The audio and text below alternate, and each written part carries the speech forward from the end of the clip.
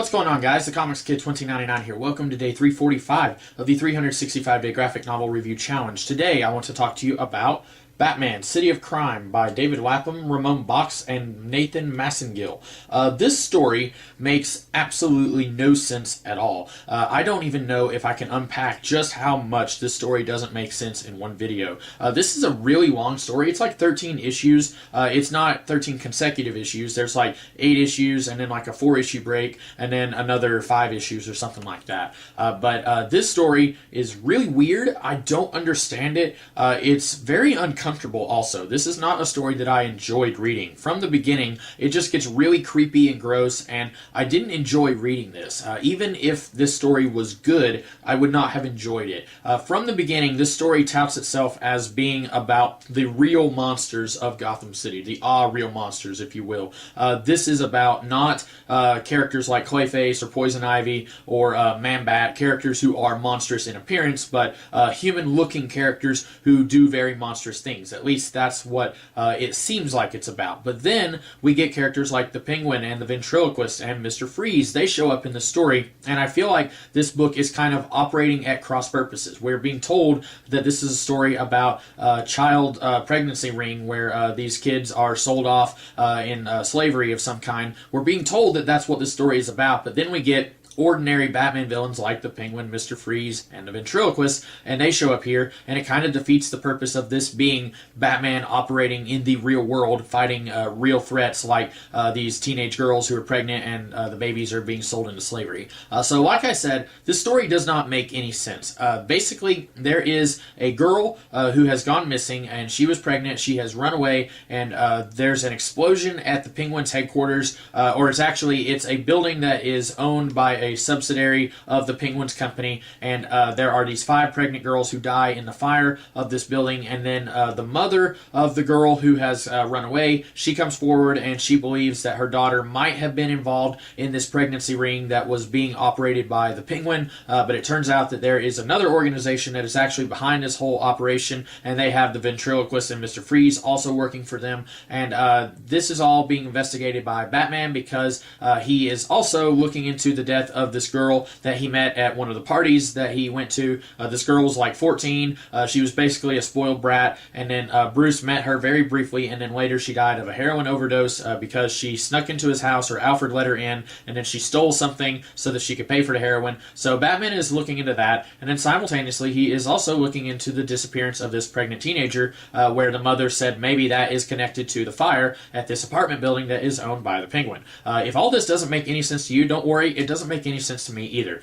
So basically, there is a whole bunch of loose ends here that are never tied up. There's a whole bunch of stuff here that just never gets explained. This organization that is ordering the Penguin and Mr. Freeze and the Ventriloquist is called The Body, and it's basically a whole bunch of people who are made of mud, and you would think, okay, maybe they're going to bring Clayface into this. If they already brought Mr. Freeze, the Ventriloquist, and the Penguin into this story, maybe they're going to bring Clayface into this. No, it's just a separate character called The Body. It's a whole bunch of people who are made of mud. I don't know if it's formerly real people who become mud, because there's this one guy that Bruce is kind of spying on at one point in the middle section of the story. He is about to enter this mud pit and I guess become part of the body. But once they become part of the body, they no longer have blood or I guess human organs of any kind. They're just made out of mud. So I don't understand how a real human being could become mud. I was 100% expecting Clayface to be controlled by some higher force of some kind that would be using him and turning him into hundreds of minions to work for them. But no, that didn't happen.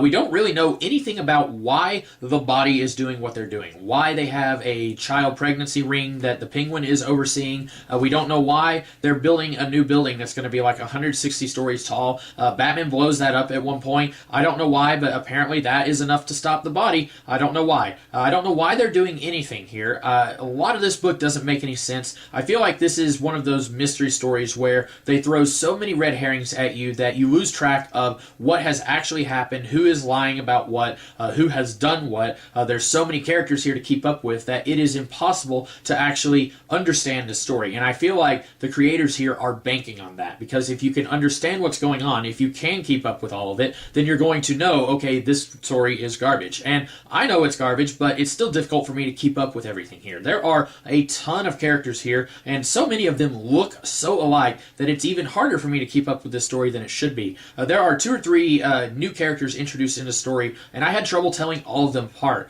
There's one guy who is an aide to the mayor. There is a rookie cop here who looks a lot like the aide to the mayor. There's another guy. He adopted one of the babies from the pregnancy ring, and I still don't understand what the purpose of the pregnancy ring is, other than a plot MacGuffin to get this whole thing started. But the guy who adopted one of these babies, he looks a lot like the rookie cop and the aide to the mayor.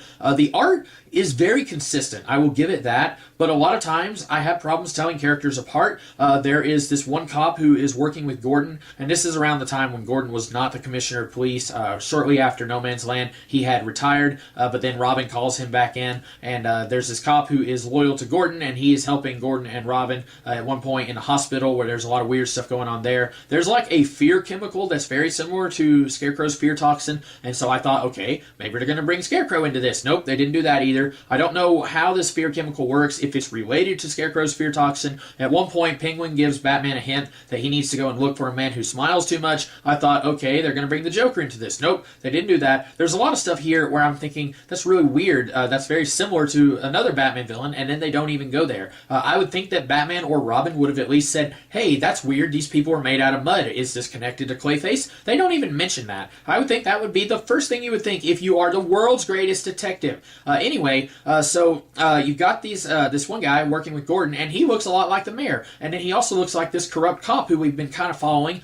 He's sort of our deuteragonist, I guess, except that we don't get enough with him for him to fully be our deuteragonist. And he was actually kind of interesting. I would have loved to have seen this character actually stay around in the Batman books for a little longer after the story. A character who we know is corrupt and is maybe trying to change his ways and trying to get back on a straight and narrow, but is still recovering from that part of his life. He could have been a very interesting character, and this book just kind of turns him into a crazy guy at the end because it's a terrible book. Robin is in the story, but he doesn't do a whole lot.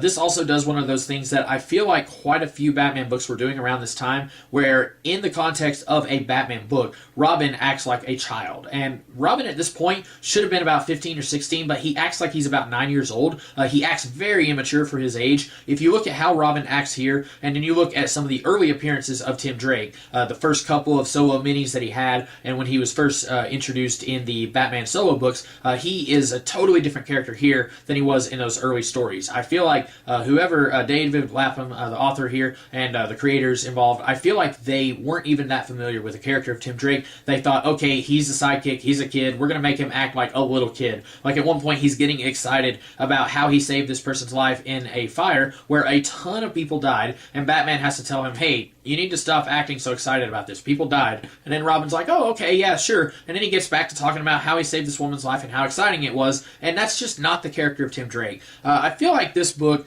is trying to be something like Hush or The Long Halloween, where it's a mystery story and there's 105 characters and it's throwing a whole bunch of red herrings your way, except that I don't ever hear anyone talk about this, and rightly so, because this is a bad story. But I feel like this is very heavily inspired by those mystery stories that also don't make a whole lot of sense. So anyway, I don't think that this is a very good story at all.